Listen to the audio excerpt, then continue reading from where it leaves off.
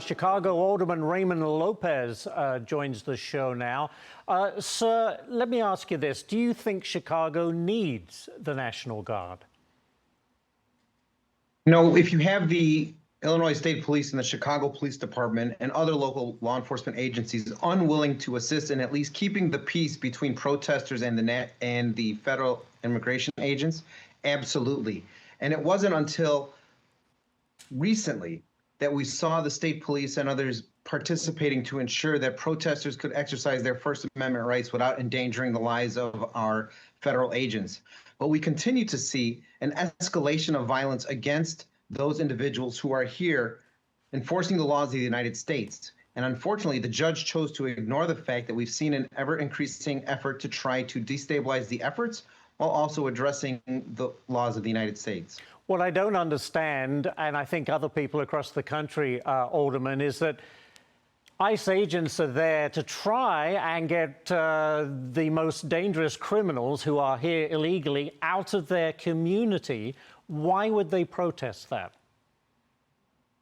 You know, right now, I think the simple answer is politics. The Democratic Party and many of these paid protesters and junior Antifa are just trying to show that they are standing up to Donald Trump, that they are resisting the Trump administration. Long gone is the idea of trying to find pathways for those individuals who have been here, the long-term undocumented that we claim to care about. All they want to do now is fight Donald Trump, fight Homeland Security Secretary Kristi Noem, and fight immigration enforcement. I have one more for you. CEO Ken Griffin, who moved Citadel from Chicago to Florida in 2020, he had this to say about the company's former home city. Listen to this, I'll get your comment. Asking people to leave for Chicago or New York or Miami has not been hard. We've gone from probably 1,300 people in Chicago to a few hundred. The sad part of the story was how many people who had built lives in Chicago were willing to walk away from that. There are more murders in Chicago on a bad weekend than there is in Miami in a year. There are 50-some schools in the state of Illinois where not a single child is at grade level. I guess the question is he right?